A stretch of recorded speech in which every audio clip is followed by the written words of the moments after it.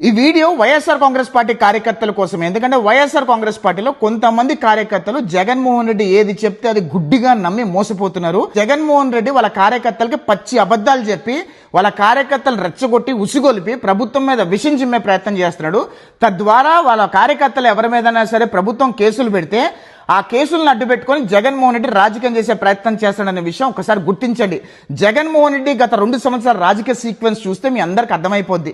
ఈ రోజు కూటమి ప్రభుత్వంలో సూపర్ 6 హామీల విషయంలో చాలా సక్సెస్ఫుల్ అయింది. ఎందుకంటే ఈరోజు కూటమి ప్రభుత్వం చాలా ఓపెన్ గా చెప్తున్నారు, అర్హుడికి ఎవరికైనా సరే పథకాలు రాకపోతే ప్రభుత్వం దృష్టికి తీసుకోండి, ప్రతి అర్హుడికి ఆ పథకాలు ఇచ్చే ప్రయత్నం చేస్తామని చెప్పి ఓపెన్ గా చెప్తున్నారు. కాకపోతే జగన్మోహన్ రెడ్డి ఎక్కడ రాజకీయం చేయడానికి స్కోప్ దొరకట్లేదు కాబట్టి ఏదో రకంగా వైఎస్ఆర్ కాంగ్రెస్ పార్టీ కార్యకర్తలను ఉసిగొల్పితే వాళ్ళని రెచ్చగొడితే ప్రభుత్వం మీద అనుచితమైన వ్యాఖ్యలు చేస్తారు, విషం చిమ్మే ప్రయత్నం చేస్తారు. తద్వారా వైసీపీ కార్యకర్తల మీద కేసులు పెడితే దాన్ని అడ్డు పెట్టుకొని రాజకీయం చేసే ప్రయత్నం చేస్తున్నాడు. ఇదంతా కూడా జగన్మోహన్ రెడ్డి ఆడుతున్న వికృత నాటకం అనే విషయం వైసీపీ వాళ్ళు గ్రహించండి. జగన్మోహన్ రెడ్డి 5 సంవత్సరాల ఉగ్రవాది పరిపాలనలో ఎంత మంది చనిపోయారో మీకు తెలుసు, ఎంతమంది అమాయక ప్రజలు మోసపోయారో మీకు తెలుసు.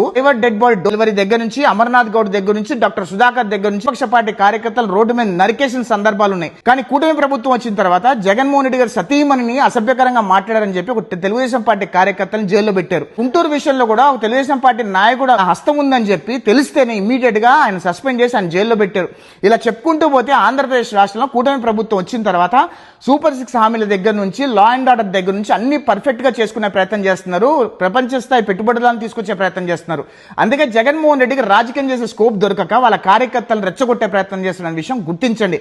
జగన్మోహన్ రెడ్డి మాటలు నమ్మితే మీ జీవితాలు నాశనం అయిపోతాయి. ఈరోజు జగన్మోహన్ రెడ్డి పార్టీలో ఎవరున్నారో ఒక్కసారి ఆలోచన చేయండి. గంజాయి ధరలు ఇచ్చేవాడు, మడ్డలు చేసినోడు, మానభంగాలు చేసినోడు, రేపులు చేసినోడు, యాంటీ సోషల్ ఎలిమెంట్స్ అందరూ వైసీపీలోనే ఉన్నారు కదా.